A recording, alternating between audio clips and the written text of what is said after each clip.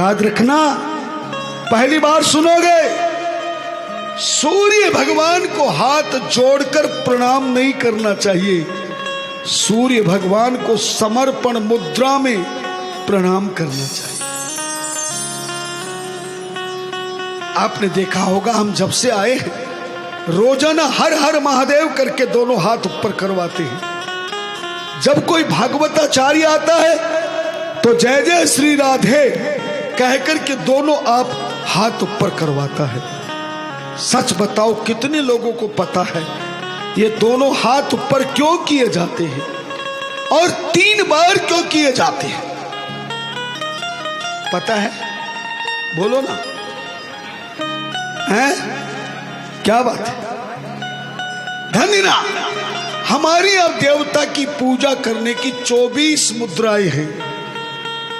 यानी जो भी पूजा करते, स्नान कराने की मुद्रा, वस्त्र पहनाने की मुद्रा, चंदन लगाने की मुद्रा, श्रृंगार करने की मुद्रा, फिर भगवान को आरती करने की मुद्रा, भोग लगाने की मुद्रा, शयन कराने की मुद्रा, 24 मुद्राओं से पुजारी जी अपने देवता की प्रतिदिन पूजा करते हैं और मुद्रा से ही वो स्वीकार करते हैं। ना मुद्रा से ही, जैसे आप किसी को भोजन कराओ, उसके सामने थाली रख दो। अब हम जैसा तो किसी की परवाह नहीं करता, थाली आते शुरू हो जाता है।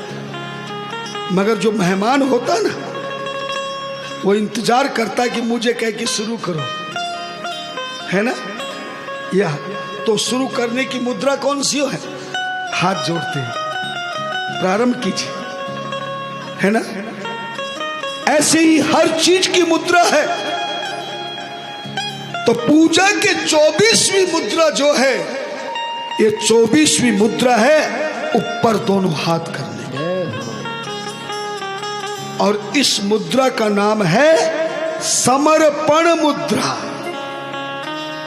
कौन सी मुद्रा है? समर्पण मुद्रा। एक तो अर्पण होता है और एक समर्पण होता है।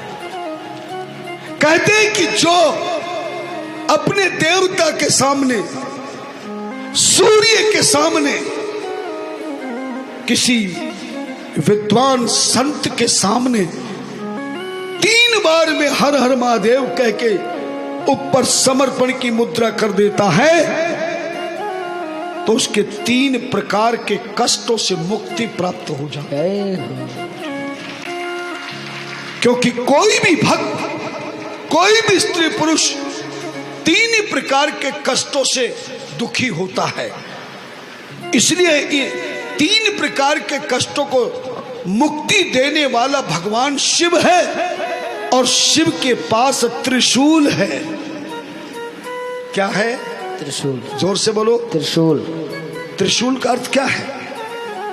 आज तक तुम्हें बताया नहीं होगा, हिंदी भी नहीं पढ़ी होगी। त्रि मानी 3, शूल मानी कष्ट। 3 कष्टों को मुक्ति देने वाले भगवान शिव हैं, इसलिए उनको त्रिलोकी नाथ कहा जाता है।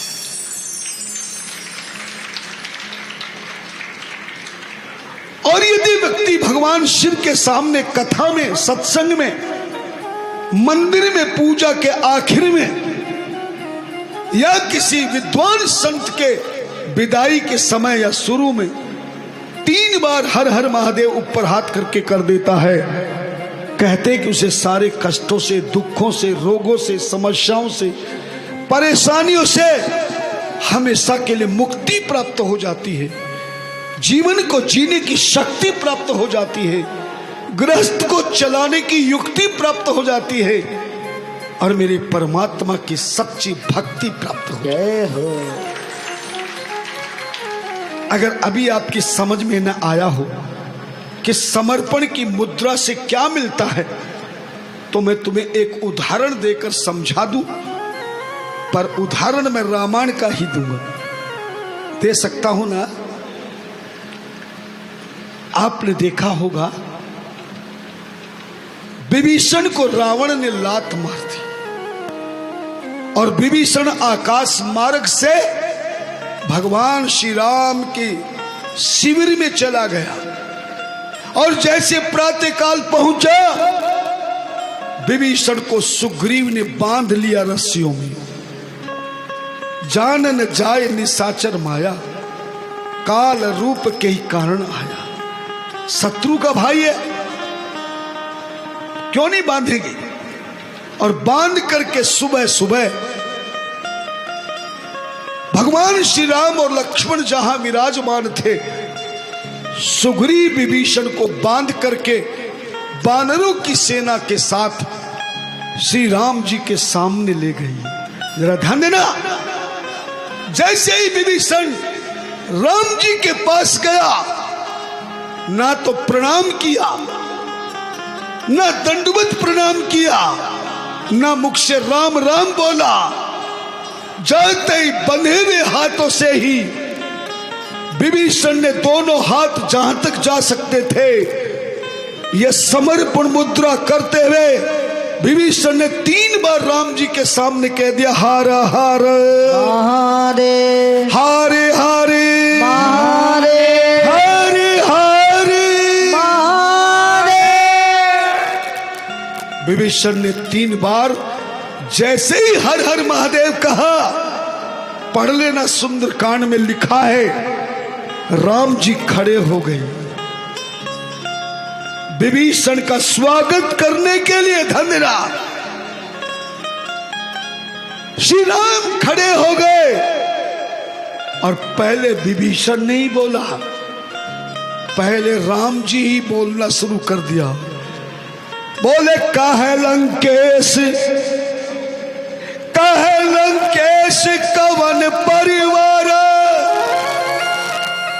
कुशल कुठार बास तुम्हारा। जैसे कोई आदमी मिलता है तो कुशल क्षेम पूछते ने, भाई साहब कैसे हो? राम जी के मुख से क्या निकला? कहूं लंकेश। और लंकेश का मतलब क्या है? रावण। लंका का, रावण नहीं, लंका का राजा। लंकेश का मतलब है लंका ईश, लंका का जो राजा है। जैसे ही राम जी के मुख से विभीषण को निकला, कहूं लंकेश कवन परिवारा, कुशल कुठार बास तुम्हारा। कहो लंकेश, आपका राक्षसों का परिवार है, सब कुशल मंगल है ना? क्योंकि तुम अचानक आए हो। कुशल क्षेम पूछी, पर राम जी के मुख से क्या शब्द निकल गया? लंकेश। जैसे ही लंकेश निकला, सुग्रीव ने बीच में कहा, प्रभु श्री राम जी क्षमा करना, ये लंकेश नहीं है, ये लंकेश का छोटा भाई आया है, इसलिए हमने इसको बांध दिया है, क्योंकि जान न जाए निशाचर माया, काल रूप के कारण आया। तब राम जी ने कहा, सुग्रीव, मैं रघुवंशी श्री राम हूं, और रघुवंश की मर्यादा है कि रघुकुल रीत सदा चली आई, प्राण जाए पर वचन न जाए। अब मेरे मुख से इसके लिए लंकेश निकल गया है, तो आज से ही, अभी से ही यही लंकेश बन गया। सुग्रीव ने मन ही मन सोचा, पर सुग्रीव भूल गया कि प्रभु श्री राम अंतर्यामी है, घट घट की जानने वाले हैं। सुग्रीव मन ही मन कहने लगा, ऐसे कोई लंकेश थोड़ी बनेगा। लंकेश के लिए तो तिलक किया जाता है, अभिषेक किया जाता है। अभी तो रावण जिंदा है, रावण के रहते भला विभीषण कैसे लंकेश बन सकते हैं? प्रभु श्री राम सुग्रीव के मन की बात को समझ गए और हंसने लगे। सुग्रीव, तुम्हारे मन में शंका है कि अभी ये लंकेश नहीं बना है, पर ये बन गया है। अगर नहीं मानते हो तो लो अभी निर्णय कर लेते हैं। भगवान श्री राम ने लखनलाल से, भगवान श्री राम ने लखनलाल से कमंडल में से थोड़ा सा जल लिया, उल्टे हाथ में जल रखा और थोड़ी सी भारत माता की पृथ्वी की मिट्टी जल में मिला दी। पृथ्वी की मिट्टी, भारत की जमीन की मिट्टी जब जल में मिल जाती है तो क्या बन जाती है? चंदन बन जाती है। क्या बन जाती है? चंदन। भगवान ने चंदन बना लिया मिट्टी का हाथ में और हाथ जोड़कर आकाश की ओर देख के बोले, हे स्वर्ग में बैठे देवताओं, मुझ राजा दशरथ के पुत्र श्री राम के मुख से इस विभीषण को लंकेश निकल गया है। मेरी ओर से आज ये लंका का राजा बन गया है। मेरे पास समय कोई भी सामग्री राज्याभिषेक की नहीं है, पर शास्त्र कहता है देश काले च पात्रे च, समय के अनुसार, स्थिति परिस्थिति के अनुसार ही कोई कार्य करना चाहिए। अब कोरोना में बारात ना चढ़ा सके तो भी शादियां हुई, तो 4 आदमी चले गए, सफेरे करा के आ गए, और किसी को फायदा हुआ या ना हुआ, लेकिन पंडित समाज को खूब फायदा हुआ है। भगवान श्री राम ने प्रभु से कहा, हे देवी देवताओं, मैं इधर से तिलक करता हूं। अगर राम का वचन, श्री राम का वचन सत्य है और विभीषण लंकेश बन गया है, लंका का राजा बन गया है, तो मेरे पास कोई सामग्री नहीं, मैं भारत का मिट्टी जल का तिलक लगा रहा हूं। आप फूलों की बारिश करके स्वीकृति दे दीजिए कि ये राजा बन गया है। ऐसा भगवान श्री राम ने जैसे ही देवता को कहा और जैसे ही विभीषण को तिलक किया, तुलसीदास जी को लिखना पड़ा, बोले आसे कही राम तिलक ते ही सारा, सुमन वृष्टि ते ही भयहु अपारा। राम सिया राम जय जय राम, राम सिया राम जय जय राम।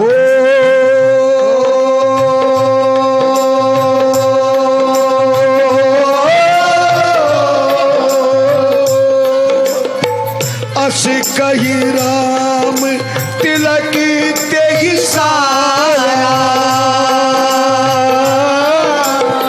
सुमन वृष्टि राम भयहु अपारा।